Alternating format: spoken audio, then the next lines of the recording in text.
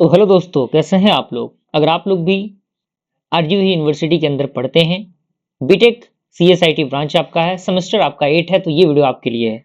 नए सेशन की शुरुआत हम लोग कर रहे हैं और पहला सेमेस्टर का पहला सब्जेक्ट 8 सेमेस्टर का डेटा साइंस हम स्टार्ट करने वाले हैं। आज हम लोग यूनिट नंबर 1 को पूरा डिस्कस कर लेंगे और मैंने आपको स्टार्टिंग में बताया था कि 5 वीडियो आपको इस सब्जेक्ट के अकॉर्डिंग देखने को मिलेंगे। यूनिट नंबर 1, 2, 3, 4 और 5, 5 वीडियोस 5 यूनिट के माध्यम से मैं आपको समझाऊंगा और बिल्कुल आपको पैनिक नहीं होना है। बिल्कुल आपको सीक्वेंस में चीजें प्रोवाइड होंगी और अच्छी तरीके से आपको चीजों को देखते चलना है। चीजों को अगर लिख रहे हैं तो लिखते चलना है, अदरवाइज आप वीडियोस का जो स्क्रीनशॉट है इसका ले सकते हैं, जिससे कि आप नोट्स बनाने में आपको कोई परेशानी नहीं होगी और एक एक लाइन का मतलब मैं आपको पूरी समझाने की कोशिश कर रहा हूँ। ठीक है, तो एग्जामिनेशन की तैयारी के लिए बिल्कुल आपको टेंशन नहीं लेना है। पूरा सिलेबस आपको कंप्लीट करा के दिया जाएगा, जो 5वां यूनिट है बस उन्हीं को तैयार कर लेना है। बाकी इंपॉर्टेंट क्वेश्चन के चक्कर में नहीं पढ़ना है आपको, ऑल दो यही बात है। ठीक है, और बाकी का समय आपको स्किल डेवलपमेंट पे देना है, जैसे कि मैंने अपने वीडियो के माध्यम से बता रखा है आपको। तो चलिए स्टार्ट करते हैं। यूनिट नंबर 1 को आज हम लोग खत्म कर डालते हैं। ठीक है, चलिए पहला यूनिट। डेटा साइंस को समझने से पहले हमें जानना ये जरूरी है कि डेटा आखिर होता क्या है। तो डेटा कह रहा है कि data refers to raw facts, figures, observations और measurements that are collected for analysis. यानी डेटा जो है बेसिकली रॉ फैक्टर्स होते हैं, रॉ फैक्ट होते हैं, फिगर्स होते हैं, ऑब्जर्वेशन होता है, जिनके द्वारा हम मेजर करते हैं कि कितना डेटा जो है, यानी जो भी आपकी कलेक्टेड एनालिसिस है उनको हम मेजर करते हैं। क्लियर हुआ। लेकिन डेटा साइंस के अंदर क्या होता है, data is the foundation used to extract meaningful insight, patterns and knowledge using the statistical method, programming and machine learning। कहने का मतलब क्या है कि डेटा साइंस के अंदर जो डेटा है वो एक फाउंडेशन का काम करता है, यानी बिना उसके चीजें एग्जैक्ट हो ही नहीं सकती। मान लीजिए किसी भी पैटर्न को फाइंड आउट करना है कि नहीं, किसी नॉलेज को निकालना है, किसी स्टैटिस्टिकल मेथड को अप्लाई करना है, तो डेटा रहेगा तभी तो हम उसको अप्लाई करेंगे ना। कुछ चीजें बिना डेटा का तो हम क्या कर सकते हैं, कुछ नहीं कर सकते, है कि नहीं। तो ये चीजें हैं। डेटा क्या हो सकता है, data can be numbers, text, images, audios, videos, sensor reading. जैसे कि आपको पता है कुछ चीजें सेंस कर लेती हैं चीजों को, तो सेंसर कैसे काम करता है, लॉग्स एक्सेट्रा, ये सारी चीजें जो है डेटा के फॉर्मेट में हो सकती हैं। सिंपल टर्म समझिए कि डेटा क्या होते हैं, आपके रॉ इन्फॉर्मेशन होते हैं, और इन्फॉर्मेशन क्या होता है, आपका प्रोसेस्ड डेटा होता है। That's it. ओके, चलिए अब हमारा आता है type of data in data science. यानी डेटा साइंस के अंदर डेटा कितने टाइप के होते हैं। कह रहा है कि data can be classified in multiple ways, यानी अलग अलग तरीके से जो डेटा है उनको क्लासिफाई किया जा सकता है। पहला आपका है बेस्ड ऑन नेचर, यानी नेचर के आधार पे, जिसे स्टैटिकल क्लासिफिकेशन कहते हैं। स्टैटिकल क्लासिफिकेशन के आधार पे पहला आपका आता है क्वालिटेटिव डेटा, जिसे हम लोग कैटेगोरिकल डेटा भी कहते हैं। इसके अंदर क्या होता है, नॉन न्यूमेरिकल डेटा होते हैं जो डिस्क्राइब करते हैं क्वालिटीज को और कैटेगरीज को, यानी एक न्यूमेरिकल वैल्यू उसके अंदर नहीं होता। सिंपल वो एक डेटा होता है जिसके अंदर न्यूमेरिकल वैल्यू नहीं होता और वो डिस्क्राइब करता है क्वालिटीज को और कैटेगरीज को। अगर हम टाइप की बात करें क्वालिटेटिव डेटा की, तो नॉमिनल डेटा आता है, यानी यहाँ पे नो ऑर्डर और रैंकिंग, यानी कोई भी ऑर्डर कोई रैंकिंग नहीं होता। जैसे कि जेंडर की हम बात करें, क्या जेंडर का कोई ऑर्डर होता है, मेल फीमेल, या फिर ट्रांस रहेगा तो ट्रांसजेंडर। रिलीजन की बात करें, इसका भी कोई ऑर्डर नहीं होता। ब्लड ग्रुप की बात करें, है कि नहीं, तो बस ये ग्रुप है। सिटी की बात करें, जैसे आपका रेड है, ब्लू है, ग्रीन है, तो ये तो आपका क्या हो गया, नॉमिनल डेटा हो गया, जिसके पास कोई भी ऑर्डर कोई रैंकिंग नहीं होगी। लेकिन दूसरा आता है ओरिजिनल डेटा। इसके पास क्या होगा, has order but no fixed difference between categories, यानी इसके पास ऑर्डर होगा लेकिन कोई फिक्स डिफरेंस नहीं होगा कैटेगरीज के बीच में। ठीक है, एग्जाम्पल की बात करें रैंक 1, तो रैंक 1 फर्स्ट सेकंड भी हो सकता है रैंक। स्ट्रेटिफिकेशन लेवल की बात करें, जैसे गुड हो गया, बेटर हो गया, बेस्ट हो गया, तो ये कहीं कहीं क्या है, आपका एक ओरिजिनल डेटा है जो कि कुछ ना कुछ ओरिजिनली चीजों को रिप्रेजेंटेट कर रहा है। अब हमारा आता है qualities data, quantitative data. Okay, जिसे हम लोग न्यूमेरिकल डेटा कहते हैं, जिसके अंदर कुछ न्यूमेरिकल वैल्यूज दिए रहते हैं। तो डेटा एक्सप्रेस्ड इन नंबर्स, यानी जो डेटा नंबर के फॉर्मेट में एक्सप्रेस्ड किए जाते हैं। जैसे टाइप की बात करें तो डिस्क्रीट डेटा होता है जो कि काउंटेबल वैल्यू प्रोवाइड करता है। होल नंबर यहाँ पे केवल होता है, जैसे कि नंबर ऑफ स्टूडेंट्स हो गया, नंबर ऑफ कार्स हो गए, तो कुछ नंबर है कि नहीं, तो ये डिस्क्रीट डेटा हुआ। कंटिन्यूअस डेटा की बात करें तो ये मेजरेबल वैल्यू होता है, जिसको मेजर किया जा सकता है, and can take the decimal value, और ये डेसिमल वैल्यू को भी कैरी कर सकता है। जैसे हाइट हो गया, वेट हो गया, टेम्परेचर हो गया। आपने हाइट देखा होगा, जो पॉइंट में हाइट हो सकता है। वेट आपका जैसे मान लीजिए कि 15 किलो 200 ग्राम, है कि नहीं, तो कहीं ना कहीं पॉइंट वाला फॉर्मेशन इसके अंदर आ सकता है। अब दूसरा आता है बेस्ड ऑन सोर्स, यानी सोर्स के आधार पर डेटा कितने टाइप के होते हैं। तो सोर्स के आधार पे प्राइमरी एंड सेकेंडरी डेटा होता है। तो प्राइमरी जो कलेक्ट होते हैं डायरेक्टली बाय द रिसर्चर, यानी जो रिसर्चर के द्वारा डायरेक्टली कलेक्ट किए जाते हैं, जैसे किसी चीज का सर्वे हो रहा है तो कहीं ना कहीं वो डायरेक्टली चीजें कलेक्ट हो जाएंगी।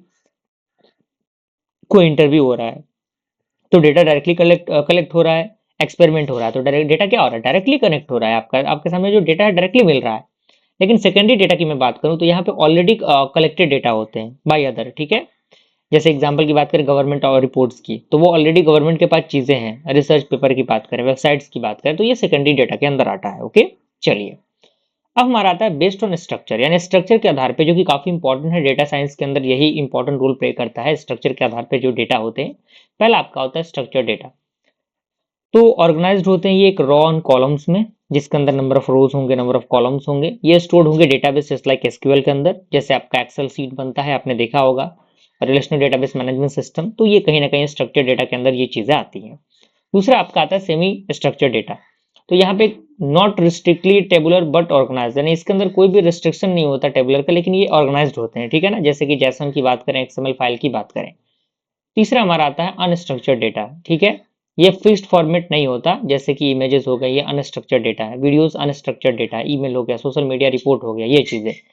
In real world data science 80 to 90% data is unstructured, यानी डेटा साइंस के अंदर लगभग 80 से 90% जो डेटा है वो अनस्ट्रक्चर्ड होता है। क्लियर हुआ? चलिए, यहाँ तक कोई परेशानी नहीं होनी चाहिए। एक एक लाइन, एक एक वर्ड का मतलब मैं आपको बता रहा हूँ। और वीडियो को थोड़ा सा लाइक करके चैनल को सब्सक्राइब कर ही लीजिएगा और फ्रेंड सर्कल में शेयर करिएगा चीजों को।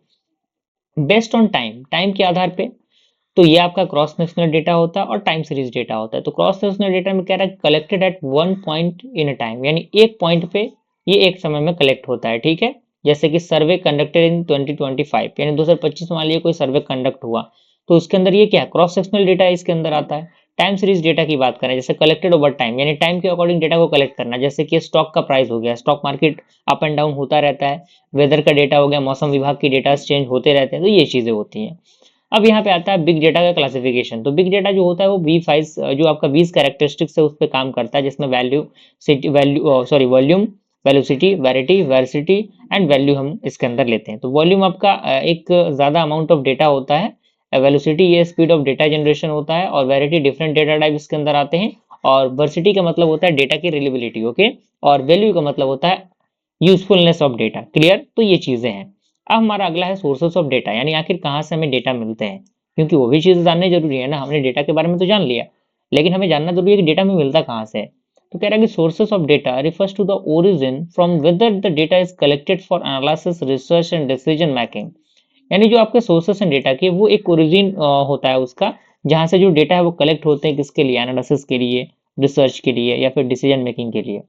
अब यहाँ पे जो डेटा सोर्सेस है उनको ब्रॉडली दो भाग में कैटेगराइज किया गया है। पहला प्राइमरी है, तो प्राइमरी के अंदर कुछ चीजें हैं। तो primary data is collected directly by the researcher for a specific purpose, यानी जो प्राइमरी डेटा है वो कलेक्ट होते हैं डायरेक्टली किसके द्वारा, रिसर्चर्स के द्वारा, ठीक है, किसी भी एक स्पेसिफिक पर्पस के लिए।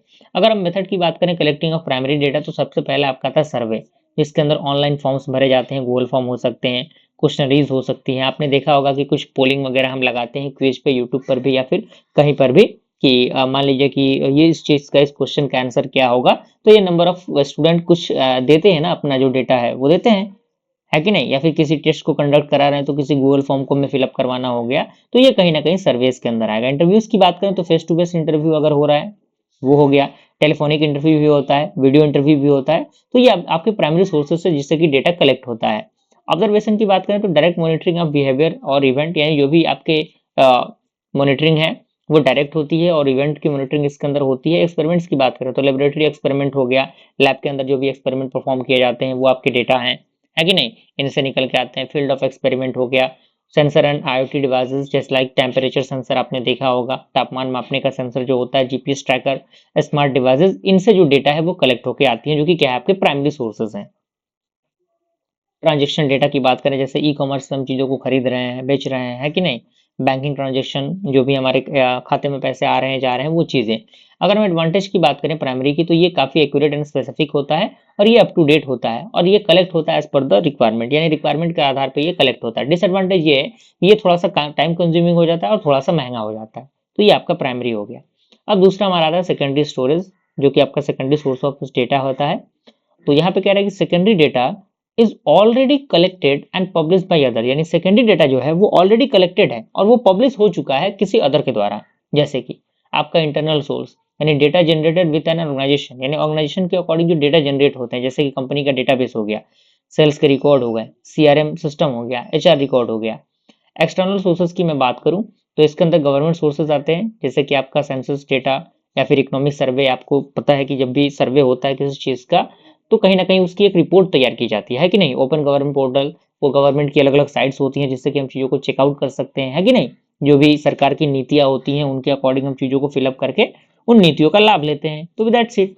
दूसरा हमारा है रिसर्च इंस्टीट्यूशन, जैसे अलग अलग यूनिवर्सिटीज हैं, रिसर्च पेपर्स हैं, जर्नल्स हैं, ये आपके एक्सटर्नल सोर्सेज के अंदर आते हैं जहां से हमें डेटा मिलता है।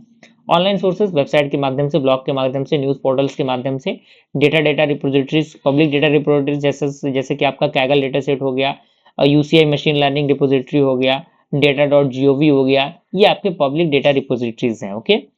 Social media platform just like Twitter, Facebook and Instagram analytics, इन चीज़ों से डेटा निकल के आता है। एडवांटेजेस की मैं बात करूँ तो ये थोड़ा सा सस्ता होता है और ये इजिली अवेलेबल होता है और ये बड़े सेट डेटा सेट के लिए भी काम कर सकता है। डिसएडवांटेज ये है कि ये फुल्ली रिलेबल नहीं होता और ये आउटडेटेड हो सकता है और ये कस्टमाइज नहीं होता। एक बार है तो है, इसको हम दोबारा कस्टमाइज नहीं कर सकते, बात यही है। अब हमारा आता है मॉडर्न डेटा सोर्सेज, जो कि काफ़ी इंपॉर्टेंट है डेटा साइंस के फील्ड के लिए।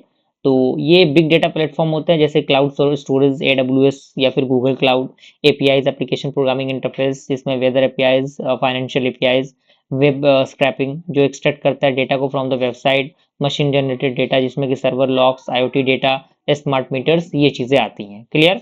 अब हमारा आता है डेटा कलेक्शन। डेटा तो हमने ले लिया, डेटा को हमने कलेक्ट कर लिया। अब यहाँ पे डेटा तो हमने ले लिया, सॉरी, यहाँ से हमने क्या किया, यहाँ से हमने सोर्सेस ऑफ डेटा, डेटा को देख लिया कहाँ कहाँ से आता है। अब कलेक्शन की बारी आती है। तो यहाँ पे डेटा कलेक्शन कह रहा है कि data collection is the process of gathering the relevant information from the various sources to analyse and make the informed decision. यानी जो आपका डेटा का कलेक्शन है वो एक ऐसा प्रोसेस है जो क्या करता है, गैदर करता है रिलेवेंट इन्फॉर्मेशन को जो कि अलग अलग सोर्सेज से निकल के आते हैं, जिससे कि हम एनालाइज करते हैं और जो भी डिसीजन है उसको लेते हैं, है कि नहीं।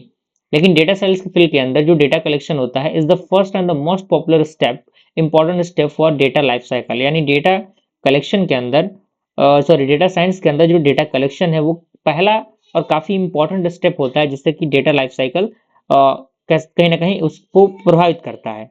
तो ऑब्जेक्टिव क्या है डेटा कलेक्शन का? पहला ऑब्जेक्टिव है to gather the accurate and reliable data, यानी एक एक्यूरेट डेटा को प्रोवाइड करना, सॉल्व करना किसी भी स्पेसिफिक प्रॉब्लम को, सपोर्ट करना डिसीजन मेकिंग प्रॉब्लम को और ट्रेन करना अनदर मशीन लर्निंग मॉडल्स को। ये बेसिकली क्या है, डेटा कलेक्शन का मेन ऑब्जेक्टिव है।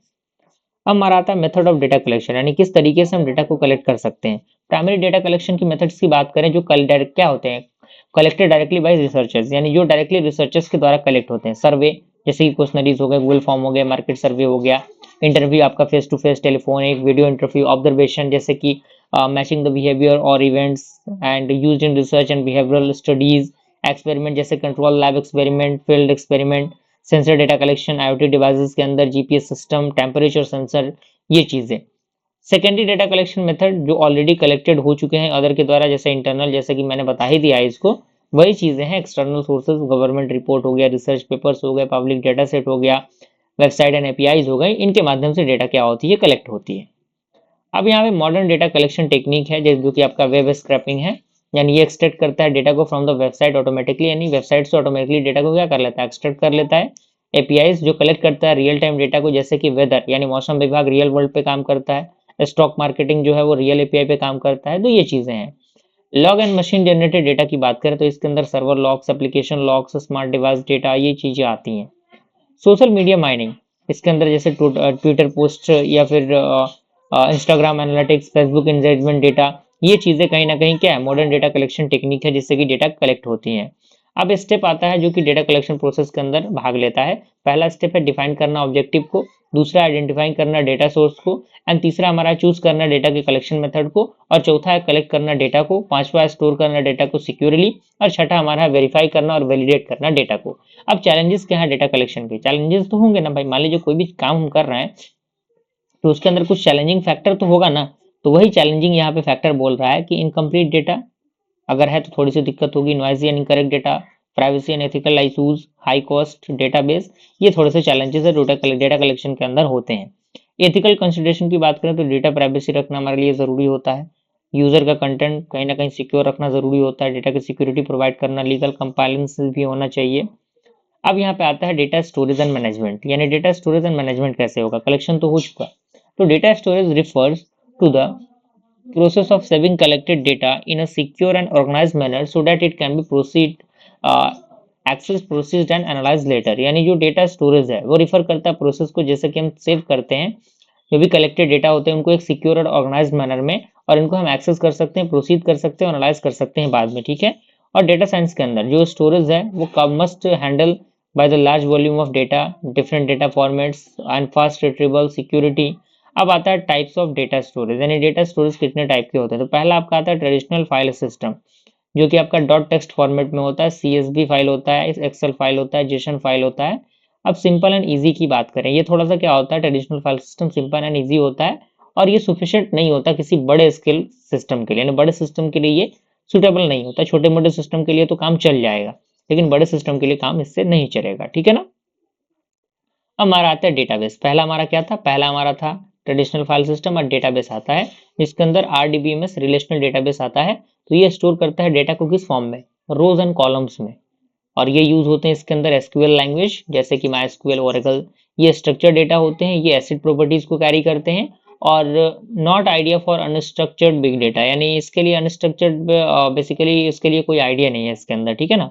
नो एसक्यूएल डेटाबेस की बात करें तो ये यूज होता है किसके लिए, लार्ज अनस्ट्रक्चर्ड डेटा के लिए, यानी जो बड़े डेटा होंगे, जो अनस्ट्रक्चर्ड डेटा होंगे उनके लिए यूज होता है। टाइप की बात करें तो डॉक्यूमेंट बेस्ड यानी मोंगोडीबी की value, Redis, column based Cassandra and graph database में आपका ये जो नियो4 जो है ये यूज होगा। ये काफी स्केलेबल होता है और फ्लेक्सिबल स्कीमा इसके अंदर होता है, ठीक है। अब हमारा चौथा क्या है, चौथा है डेटा वेयरहाउस। तो ये सेंट्रलाइज रिपोजिटरी होता है किसके लिए, स्ट्रक्चर डेटा के लिए, ठीक है। और ये यूज होता है किस चीज के लिए, पूरी रिपोर्टिंग के लिए एंड बिजनेस इंटेलिजेंस जो होते हैं उनके लिए। जैसे एग्जांपल आपका अमेजोन रेडशिफ्ट हो गया, स्नोफ्लैक हो गया, और ये ऑप्टिमाइज होता है किसके लिए, एनालिटिक्स के लिए। अगर हम डेटा लैक्स की बात करें तो ये स्टोर होते हैं रॉ स्ट्रक्चर में प्लस अनस्ट्रक्चर्ड डेटा में, और ये यूज होते हैं बिग डेटा सिस्टम के अंदर, जैसे कि आपका हेड ऑफ एसडीएफएस हो गया, एडब्ल्यूएस S3 हो गया। एंड ये स्टोर करता है काफी बड़े मात्रा में जो डेटाज होते हैं उनको, और रॉ फैक्टर डेटाज जो होते हैं रॉ फॉर्मेट में होते हैं, ठीक है ना। क्लाउड स्टोरेज की बात करें तो ये रिमोट स्टोरेज होता है, इंटरनेट के माध्यम से ये काम करता है। जैसे कि गूगल क्लाउड नाम आपने सुना होगा, AWS S3, एजर, ये सारी चीज़ों को सुना होगा आपने। ये काफ़ी स्केलेबल होता है, अन पे एज यू यूज होता है, ठीक है ना। एंड ये हाई अवेलेबिलिटी प्रोवाइड करता है, ठीक है। अब हमारा आता है डेटा मैनेजमेंट। हमने स्टोरेज तो देख लिया, अब हमें मैनेजमेंट देखना है। तो data management is the process of organising, maintaining, securing and governing the data throughout the its life cycle. यानी जो डेटा मैनेजमेंट है वो एक ऐसा प्रोसेस है जिसके द्वारा हम ऑर्गेनाइज करते हैं, मेंटेन करते हैं, सिक्योर करते हैं और गवर्न करते हैं डेटा को through out the life cycle, ठीक है। अब की कंपोनेंट की बात करें डेटा मैनेजमेंट की, तो सबसे पहला की कंपोनेंट आपका आता है डेटा का ऑर्गेनाइजेशन, जिसके अंदर प्रॉपर जो आपका स्ट्रक्चरिंग है डेटा का होना चाहिए, है कि नहीं। मान लीजिए बिना स्ट्रक्चर वाली डेटा सेव करके हम करेंगे क्या, है कि नहीं। तो स्ट्रक्चर में चीजें होनी चाहिए, इंडेक्सिंग इसका प्रॉपर होना चाहिए, कैटेगराइजेशन होना चाहिए। सिक्योरिटी की बात करें तो इसके अंदर इंक्रिप्शन होना चाहिए, ऑथेंटिकेशन अप्लाई होना चाहिए, एक्सेस कंट्रोल पूरा मैनेज होना चाहिए। डेटा बैकअप एंड रिकवरी की बात करें तो रेगुलर इसके अंदर बैकअप सिस्टम होना चाहिए। डिस्कवर जो आपका डिजास्टर रिकवरी सिस्टम है वो भी इसके अंदर होना चाहिए। तो कहीं ना कहीं ये चीजें एक दूसरे से रिलेट करती हैं। Data governance, policies and standards, compilation with laws, अलग अलग नियम कानून के हिसाब से जो कंपाइलेशन होते हैं वो होने चाहिए। डेटा क्वालिटी रूल होनी चाहिए। और उसके बाद डेटा क्वालिटी मैनेजमेंट की बात करें तो ये रिमूव करता है डेटा डुप्लीकेट जितने भी होते हैं उनको, हैंडल करता है मिसिंग वैल्यूज को और डेटा के वैलिडेशन को। क्लियर। अब हमारा data life cycle in management की बात करें तो डेटा क्रिएशन, यानी सबसे पहले डेटा क्रिएट होगा, देन आफ्टर डेटा स्टोरेज होगा, then after processing, analysis and archiving, and that after deletion. तो ये चीजें होती हैं। अब चैलेंजिंग क्या है, चैलेंजेस क्या है डेटा स्टोरेज एंड मैनेजमेंट के। हैंडलिंग बिग डेटा, यानी बड़े डेटा को हैंडल करना थोड़ा सा मुश्किल हो जाता है। मेंटेनिंग डेटा सिक्योरिटी, यानी सिक्योरिटी को मेंटेन करना थोड़ा सा मुश्किल होता है। इंश्योर करना डेटा की कंसिस्टेंसी को, वो भी थोड़ा सा मुश्किल हो जाता है। और कॉस्ट ऑफ स्टोरेज, यानी थोड़ा सा महंगा होता है। एंड ये इंटीग्रेट हो सकता है फ्रॉम द मल्टीपल सोर्सेज, ठीक है। अब हमारा अगला है बिग डेटा ओवरव्यू। ओके, तो यहाँ पे आपके सामने बिग डेटा का ओवरव्यू दिया हुआ है, ठीक है। आगे हम बढ़ते जा रहे हैं यूनिट नंबर 1 हमारा कंप्लीट होने ही वाला है, बिल्कुल आप संयम बरतिए, थोड़ा सा समय लगिए, है कि नहीं, चीजों को बस समझते चलिए। बिग डेटा के ओवरव्यू की मैं बात करूं तो big data refers to extremely large fast and complex data set that can not be proceed using the traditional data processing look likes normal database. यानी जो डेटा बिग डेटा है वो रिफर करता है किसको, जो आपके extremely large and fast and complex data set होते हैं उनको, जिनको हम प्रोसेस नहीं कर सकते एक ट्रेडिशनल डेटा प्रोसेसिंग की मदद से, just like normal database. Okay, ये रिक्वायर करता है एडवांस टेक्नोलॉजीज को, जैसे कि आपका डिस्ट्रीब्यूटेड कंप्यूटिंग हो गया, क्लाउड स्टोरेज हो गया, पैरेलल प्रोसेसिंग हो गया, बिग डेटा फ्रेमवर्क हो गया, जैसे कि आपका हडूप है, स्पार्क है। सिंपल टर्म में समझिए, बिग डेटा का मतलब होता है data that is too large, यानी वैसा डेटा जो काफी बड़ा है, काफी फास्ट है, काफी कॉम्प्लेक्स है एक ट्रेडिशनल सिस्टम के लिए। That's it. कैरेक्टरिस्टिक्स की बात करें तो कैरेक्टरिस्टिक्स हमने स्टार्टिंग में डिक्लेयर किया ही था आपको, वैल्यू जिसके अंदर काफी बड़े मात्रा में डेटा होते हैं टीबीज में, यानी टेराबाइट में, पीबीज में, ईबीज में। जैसे कि सोशल मीडिया डेटा है, आपको पता है कि मल्टीपल लाखों करोड़ों डेटा जनरेट होता है विद द सेकेंड, समझ रहे हैं ना आप चीजों को। Velocity, speed at which data is generated, यानी स्पीड जो जहाँ पे जो डेटा है वो जनरेट हो रहा है, जैसे कि आपका स्टॉक मार्केट अपडेट हो गया, IoT सेंसर हो गया। दूसरा हमारा वैरायटी है, यानी डिफरेंट टाइप के डेटा होते हैं, आपको पता है, structure, semi structure, unstructured, text, images, videos. Variety की बात करें तो डेटा की एक्यूरेसी एंड रिलेबिलिटी, नॉइजी और इनकंसिस्टेंट डेटा। वैल्यू की बात करें तो एक्सट्रैक्टिंग जो मीनिंगफुल इंसाइट्स होते हैं फ्रॉम द डेटा वो होनी चाहिए। तो ये चीजें हैं इसके अंदर। हमारा आता है ड्राइवर्स फॉर बिग डेटा। तो कह रहा है कि drivers are the factor responsible for the rapid growth of big data, यानी जो ड्राइवर्स होते हैं वो एक फैक्टर होते हैं जो रिस्पॉन्सिबल होते हैं किस चीज के लिए, रैपिड ग्रोथ के लिए। किसके रैपिड ग्रोथ के लिए, बिग डेटा के। जैसे कि आपका सोशल मीडिया ग्रोथ हो गया, just like Facebook, Instagram, Twitter, that is generated massive data daily, यानी आपको पता है कि डेली करोड़ों लाखों अरबों में डेटा जनरेट होता है कि नहीं। और इंटरनेट ऑफ थिंग्स की मैं बात करूं, जैसे कि स्मार्ट डिवाइसेस हो गए, जो भी आज के दौर पे स्मार्टाइजेशन हुआ है, तो इसके अंदर जो डिवाइसेस हैं वो स्मार्ट हो रहे हैं, टेक्नोलॉजी यूज हो रहा है, तो कहीं ना कहीं डेटा भी जनरेट हो रहा है। सेंसर हो गया, स्मार्ट होम हो गया।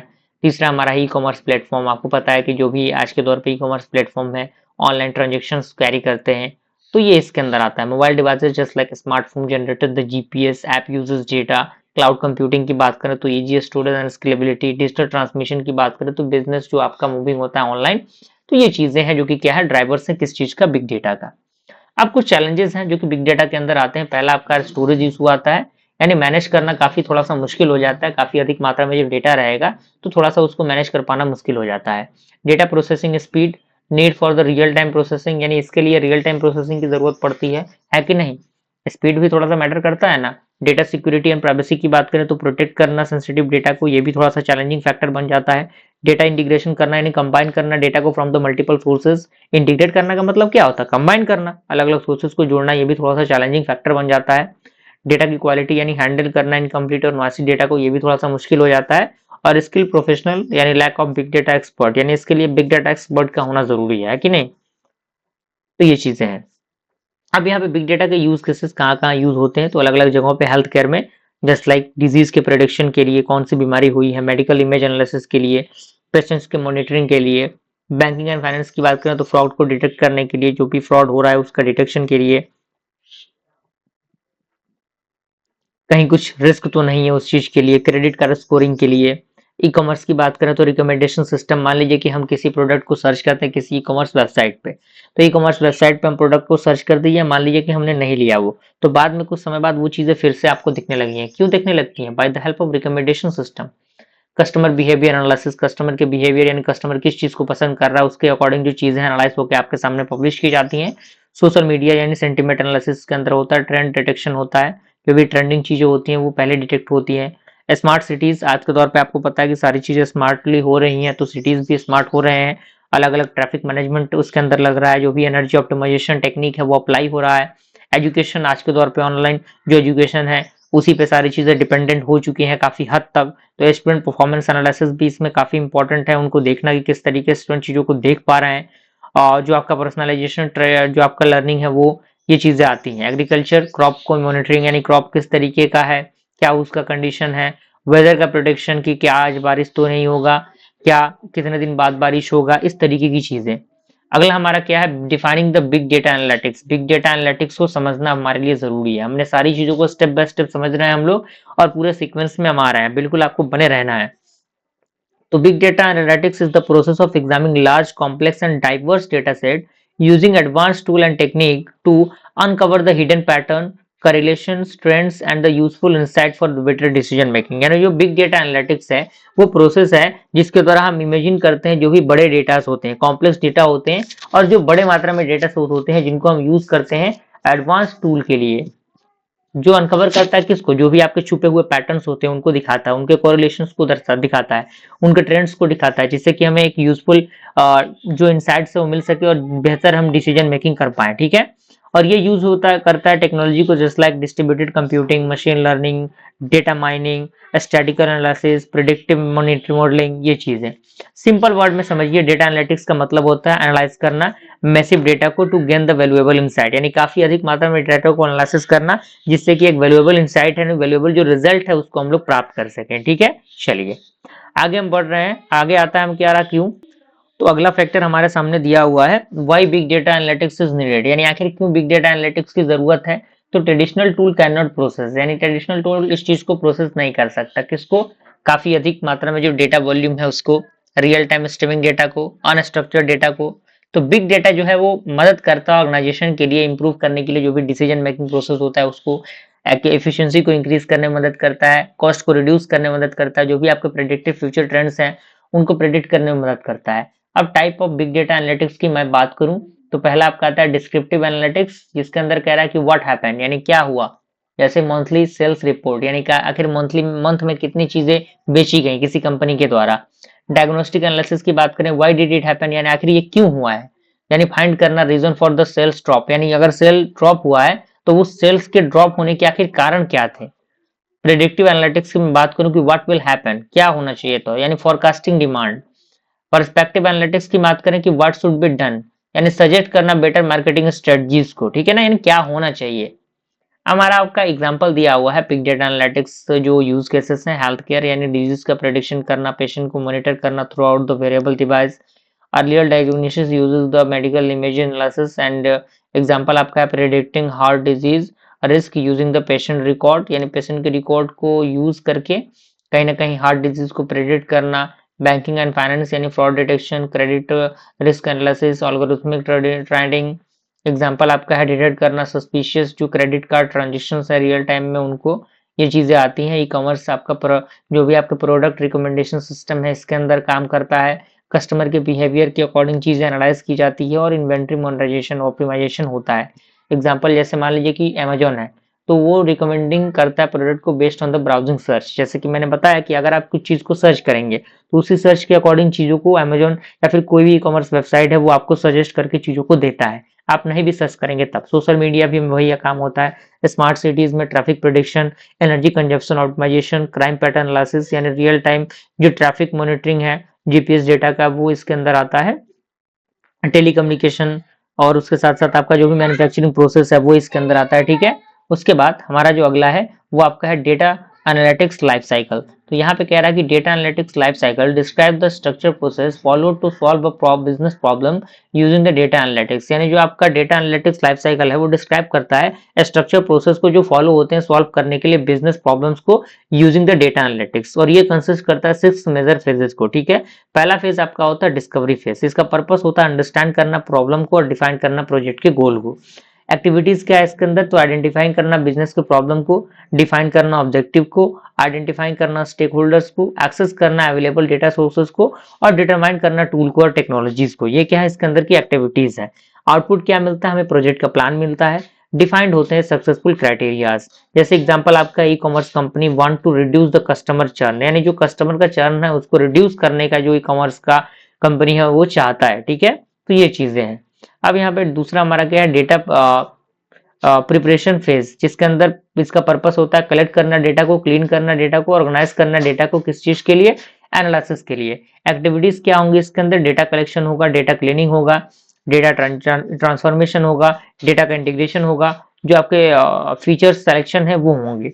आउटपुट क्या होगा, क्लीन एंड स्ट्रक्चर्ड जो डेटा सेट है वो हमें मिलेगा। ठीक है, और this phase usually takes approx 60 to 70% of the total project time, यानी इसके अंदर प्रोजेक्ट टाइम का लगभग 60 से 70% तक लगता है। ठीक है, तीसरा हमारा आता है मॉडल प्लानिंग फेज, यानी इसका पर्पस होता है डिसाइड करना कि which data analytics technique will be use, यानी कौन सा जो आपका एनालिटिक्स टेक्निक है वो यूज होगा।